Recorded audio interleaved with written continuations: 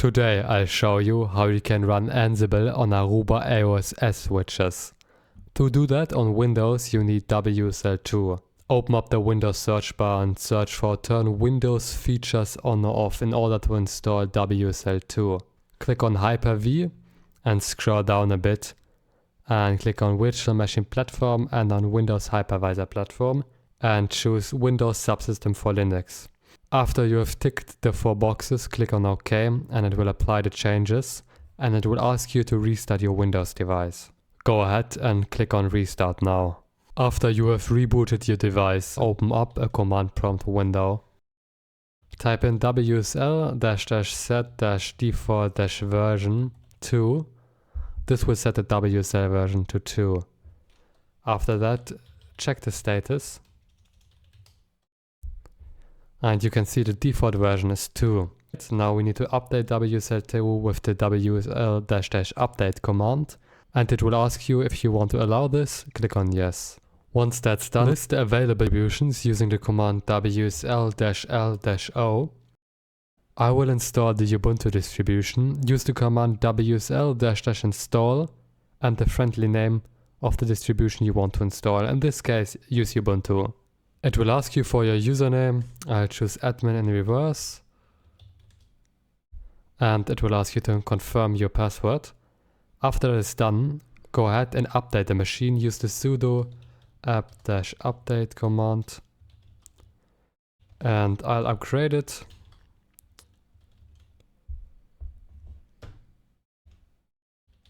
Confirm with your password, and this will avoid any issues with some missing libraries in the future. If it asks you if you want to do that, hit the Y button. Once that is done, we need Python. Go ahead and use the sudo apt install command and install Python 3 and Python 3 pip. Pip is the package manager. It will ask you if you really want to do that, just hit Y again. And now we need to add the Ansible repository. I've put the command in the video description. Once that's done, you can install Ansible. Just use the sudo apt command and install Ansible. It will ask you if you really want to do that and just hit Y here. You can use the -Y flag to just skip it. Now we need to install an Ansible collection. You can think of it like a library. Just use the Ansible-galaxy command. Type in collection afterwards and use the install command. Now we need to install the Aruba Networks AOS-S library. Instead of Ansible.net common, use Aruba Networks.AOS-S_switch.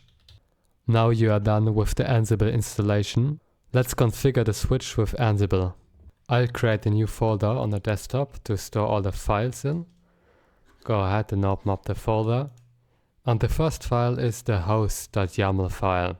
In this file, all the hosts will be stored. Open up the file with your text editor of choice. I'll use Notepad for this one. There is a template on the internet. Just open up an internet browser and Google Ansible Aruba AOS-S. Click on this link, AOS-S Switch Ansible collection, and scroll down a bit. And here you can see the inventory file. This is the hosts file. You can just copy that and paste it in here. I'll rename this to Office Switch. You can choose whatever you want. Put in the IP address of the switch and put in the password and the username. In this case, this works for me.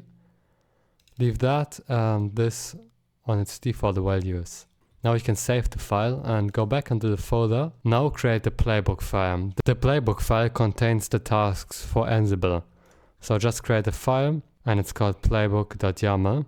If you don't have these file name extensions, click on View and click on Show and click on File Name Extensions.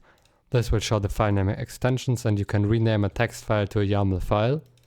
Go ahead and open up the playbook. On the same website there's a playbook template. Now this one has messed up formatting. You can scroll down a bit and copy this one. This will work.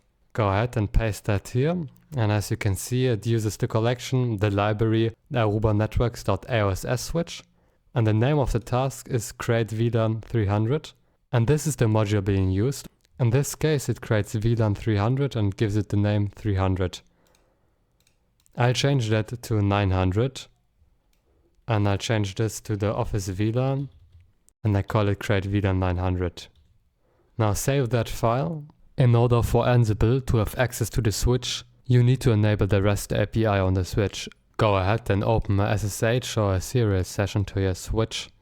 Go into configuration mode and type in IP SSH. And in order for that to work, you need to generate a self-signed certificate. Type in crypto PKI and roll self-signed. And you need to specify a certificate name. In this case, I will call it test. And type in subject afterwards and hit enter. I'll give it a common name test. Hit enter on all these ones except for the last one. And enter a country code. You can use whatever country code you want to. Just make sure it's 2 uppercase letters. After this is done, you can use the web management SSL command to activate the web management and turn on the REST interface with the REST interface command. If you have radius or TAGX authentication enabled, just make sure you use these commands. You can create some kind of service account for Ansible. After this is done, go back to the folder. Go ahead and hold the shift button and right click and click on Open Linux Shell here. Now we need to change the Ansible config file. Go ahead and sudo nano /etc/ansible/ansible.cfg. That's the config file. And in this file, go to the last line. Use the square brackets and type defaults and turn off host key checking. This will ignore any host keys that are on the switch. Type in network group modules and set that to Aruba AOS-S. Close the file with Ctrl X and Ctrl Y. Hit Y and hit enter. You should be in your Ansible folder still. Use the list command to list any files. And use the Ansible playbook command to execute in playbook. Specify the playbook, in this case it's called playbook.yaml. And use the -i flag to specify the host file. I stands for inventory. Use the -v flag with a lot of V's to make the output verbose. Hit enter and this will execute the playbook. On the play recap you can see that there was one change and it was the change of the VLAN. And I'll have a look on the switch. I'll do a show VLAN and as you can see the office VLAN is now there. I'll just edit the playbook to create another VLAN. In this case we'll create the VoIP IP VLAN. And this is the VLAN 500. I save it and I run the same command again. And on the switch you can check it. Now let's explore the modules that are available. Let's check out how this actually works. Go onto the website and click on plugins. Click on modules. And here you can see all the modules that are available. If you scroll down to the bottom, you can see the VLAN module we just used. Click on that and you can see the documentation for it. It starts off with specifying the module Aruba AOS-S VLAN. Then there's the VLAN ID. And this is one of the options that are available. As you can see, VLAN ID is here. Now in my case, I want to enable jumbo frames on this VLAN. So I scroll down and search for the jumbo frames. These are here and the option is called Is Jumbo Enabled? I'll copy that and I'll just paste that in here.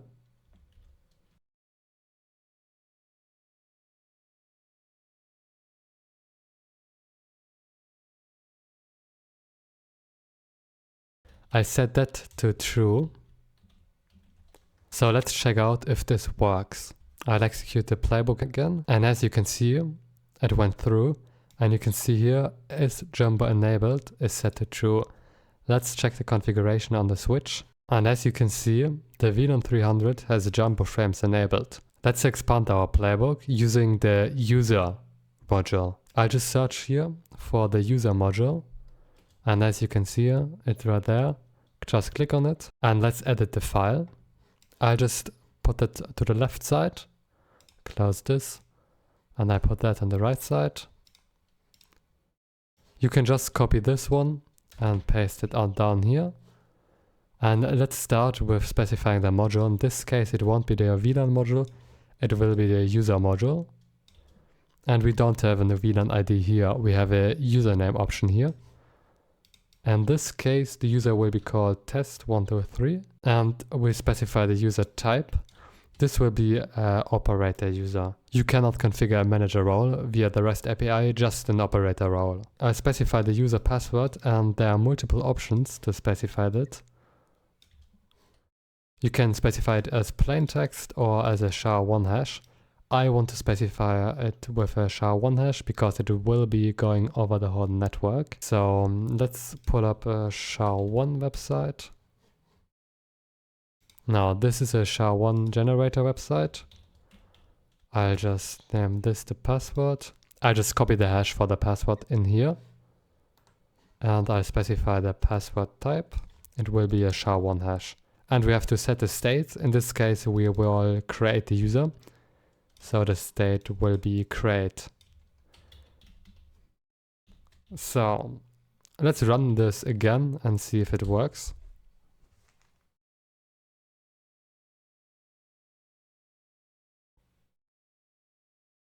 Now in this case it worked.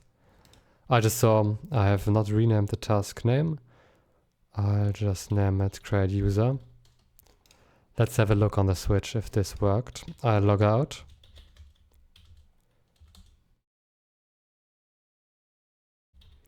And I'll log in with the user. It worked. Great. So let's do something else. Let's configure the DNS server for the switch. And actually I want to configure multiple DNS servers.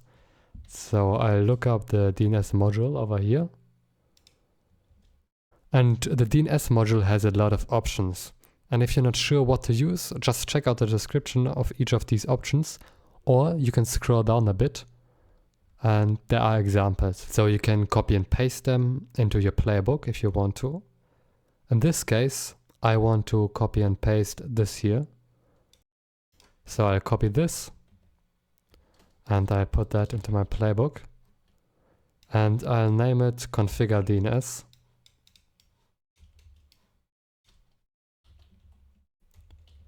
And I want to configure 1.1.1.1 and 8.8.8.8. You can either configure the servers or you can configure them with the priority. Just use the server 1 and server 2 and so forth if you want to configure them with the priority. I'll just see if this works. I run the playbook and it said it works. So let's see it. It worked. The next thing I want to configure are NTP servers. So I'll search for NTP over here. And as you can see, this is the NTP module. And there are multiple time protocols you can use. In this case, I want to use the NTP protocol. So I want to specify that. Now we can check the examples. You have to specify the command config timesync and then the timesync type. I'll just paste that in here. And now we need to enable NTP actually. So to enable that, I'll create a new name and I'll call that enable NTP. And I'll use the NTP module again. And in this case, the command will be config NTP. As you can see here, you can just copy and paste that into your playbook. And I'll just check if that works. It worked. I spare you of the rest of the NTP module because it doesn't work, it is broken. And it's actually the perfect segue to show you the network CLI feature. There is a command module. If you search for command, you can see the command module here. And with this module, you can send commands to the switch, actual CLI commands. And to do that, go back to your playbook and I'll create a new task. You have to copy the top 4 lines of your current playbook and paste them in here. And to access the network CLI, we have to create a variable. In this case, it is called vars. And with that, we set the Ansible connection type.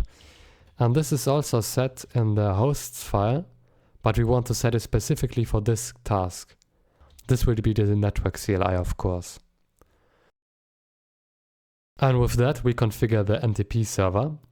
Give it a new name. In this case, I will call it configure NTP server. And we'll use the Aruba AOS-S command module. So I'll copy that here.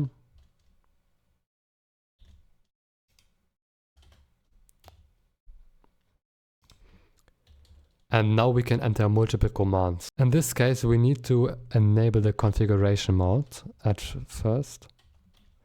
So the first command will be the configuration command. Now we need to configure the NTP server. You can basically go to the switch and you can check the NTP command. In this case, it is NTP server name. So that's the command. I just copy that in here. NTP server name. And I look up an NTP server. I found an NTP server, that's this. And I use the burst mode. And I set the time zone. And it's the time command, and then you specify the time zone with an integer in this range. In this case, 1 is 1 minute. I live in GMT plus 1. It's all in relation to GMT. For me, it's time zone 60. So I specify this here. And let's save the configuration with the write memory command. And let's check out if this works.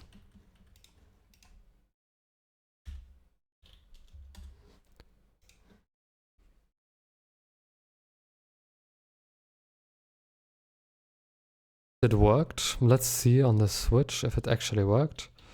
Show NTP service. And it worked. Now it says here, no DNS server. If we ping something, actually we can output a ping command. I'll show you how that works now. So let's output everything we have configured up to this point. I'll create a new name here. I call that show configuration, and we use the Aruba AOS-S command again, and I'll use some show commands. Now the first one I want to use is the show IP DNS command, and I'll just copy that for the next ones. Now the next one is show NTP service, and I want to ping something. Ping www, and I want to show the time. To print it out, we can register all these outputs. It's on the same height as the Aruba AOS-S command thing. And I'll register this as information. To output it, I will create a new name. I'll just copy and paste that.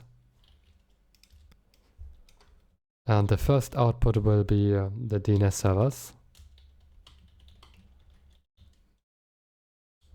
And we'll output that using the debug.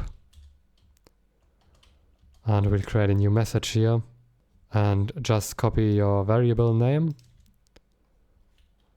And there are no spaces allowed in this. Otherwise it will mess up the formatting.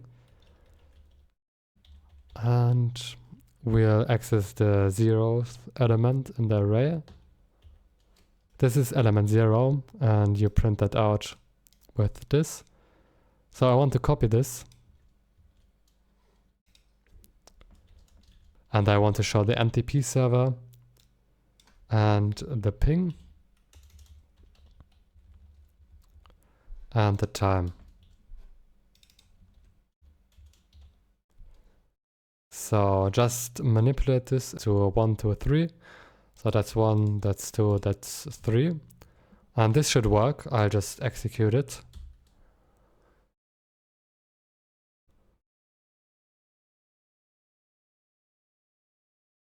And as you can see, this is the output, this is the time, and this is the ping command. We can insert a space to make this prettier. I will insert a space here. And I'll choose the non-verbose output right now, so we can see what happens.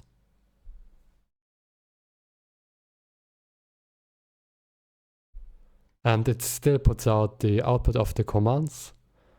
As you can see, everything we configured is here. Now there's one of these Ansible tasks, it's the getting facts tasks. You don't necessarily need it, and it's one step. You can just turn gather facts off with the gather facts false parameter. Just copy that and I paste that in here too. And now you can run it again and it won't be there. So it's just a little speed up of your Ansible playbook. Let's update the switch using Ansible. This is possible with the file transfer module. Just search for file transfer, and here's the file transfer.py file. And here are the options, and I'll just go to the examples. And that's how it looks like. I copy that into my playbook, and I'll delete everything. And now we need to fix the indentation. This should be good. By default, it transfers the image onto the primary flash. And if you enter the command show flash, it will show you the primary flash and the secondary flash. By default, it is set to the primary. You can use the boot set default flash primary command to set it to flash primary. And that's the default, the factory default also. You can see it's primary. I want to copy it to the secondary flash. If you boot it up with the new firmware image and it doesn't work, somebody can just power cycle it and it boots to the old functional image. And this is an option we can specify in the file transfer module. It's the boot image option.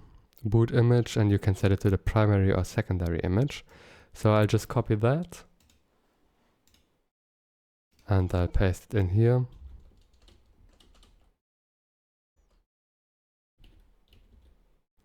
And I set that to the secondary image.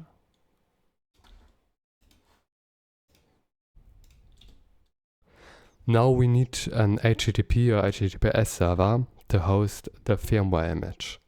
In my case, I will use Python to do that. You can download Python, just search for Python on the internet, click on the python.org site, click on downloads, and just download the newest version that is available. Just click on the installer, and it will open up the installer window, and click on add python.exe to path and use admin privileges, and click on install now. And you can disable a path length limit. Just click on that and hit yes on this prompt and click on close. Now let's set up the HTTP server. It's pretty easy. Just open up a command prompt and check if Python is available with python -- version. As you can see, it is available. And the command to start an HTTP server is python -m http.server -- and you bind that to your IP. I'll just have a look for the IP. And this is my IP, .160. And then you specify the path. You need to download the image, of course. And in my case, I have already downloaded it. I've put it in the downloads folder. I'll just delete the Python installer. Just download it for your switch from the Aruba networking support portal. And then you need to specify the path. And that's the final path. And you can just hit enter on that command. And it will prompt you if you want to allow this Python to access your network. Just hit allow on that. And now it will start the HTTP server, and you can just check if it works. Copy that and paste that into your browser. And as you can see, there's the switch image file. So the switch can access it, and we'll just test it. Specify the IP here, and specify the file name of the file. I'll just copy that. You need to enable file name extensions. Just click on the file name extensions here. This will allow you to see the extension of the file, and just paste it in here. And once that is done, just launch the Linux shell, and now you can run the playbook. And this may not work on the first try. You need to enable a ping through the firewall of Windows. Just search the firewall and click on advanced settings. There are the inbound rules.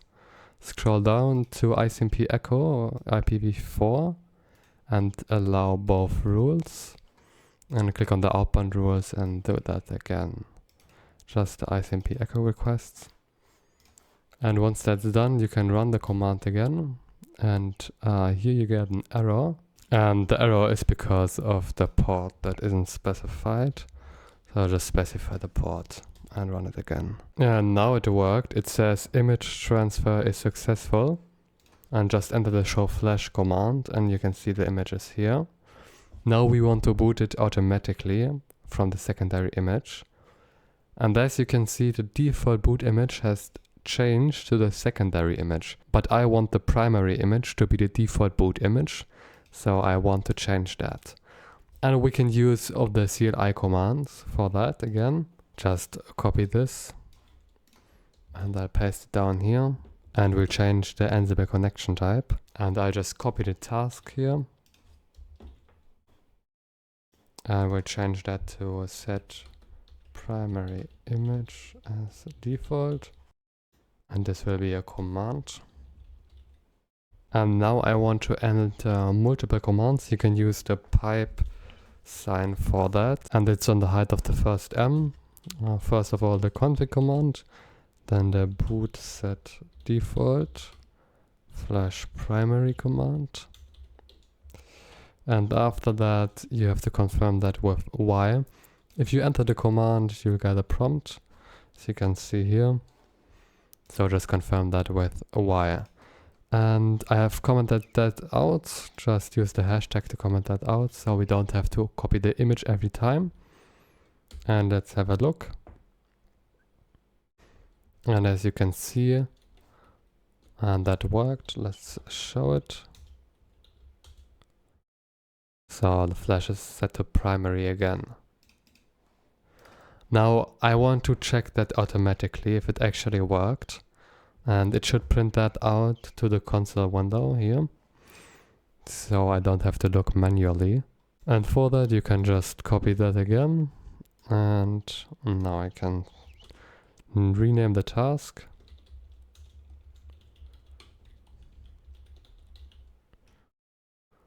And this will be the show flash command. I'll just delete that.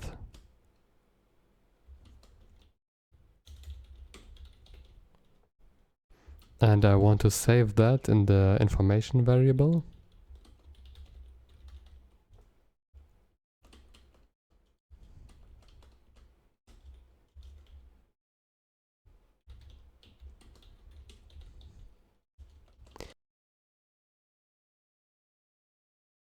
And let's print the show flash command to the console.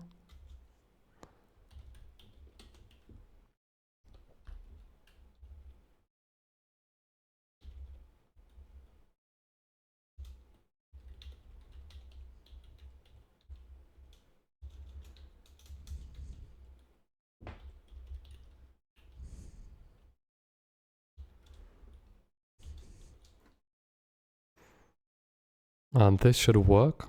Let's try it. We need to have the register on the same height as the Aruba AOS-S. And it prints that out. Let's test that without the verbose mode. Yeah, it works. Perfect. As you can see, we can see primary. Now I want to automatically have it reboot the switch. I'll just create another name.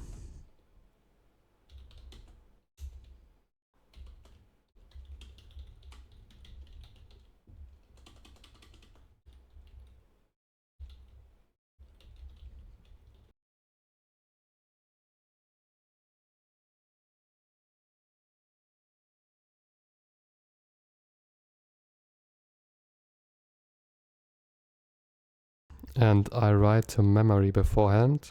So everything in the current running configuration is stored in the startup configuration. And now I boot the system. Just use boot system / secondary. And you need to confirm that again. Just use Y to confirm it. So I will just test it with no, because I don't want to restart the switch. And let's run the script again.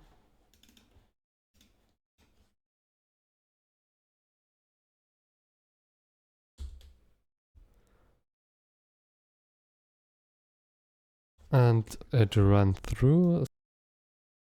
And now let's test it. And I'll just ping something.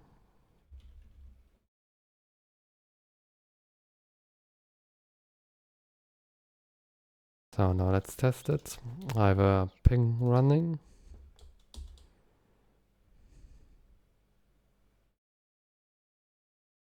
And it rebooted the system.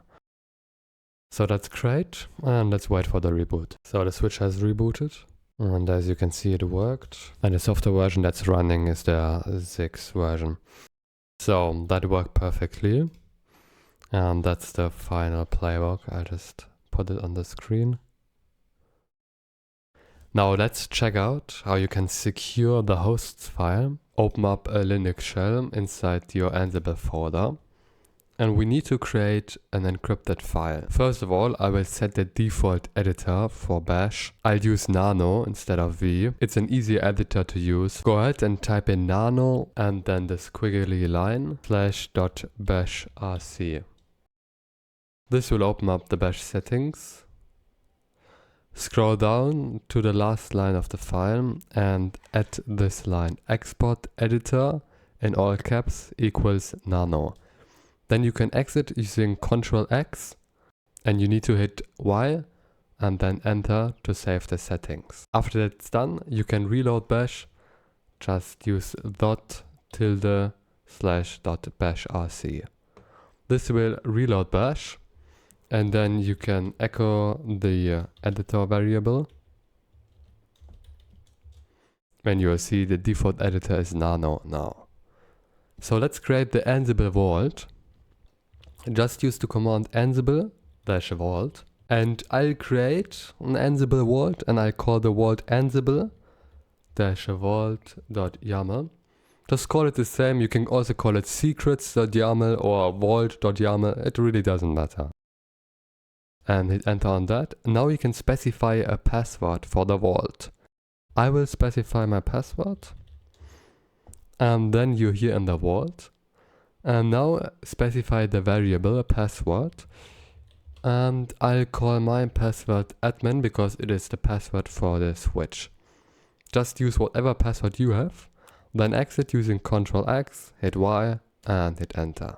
Now you can check out what's actually inside the Ansible Vault. And you can see it is encrypted now. If you want to edit the Ansible Vault, you can just use edit instead of create. And if you want to set a new key for the vault, just use the rekey command. And if you want to check what's inside, you can use the view command. Just enter the password and you see what is inside the vault. To use the vault inside your playbook, just open up the playbook. I'll do that here.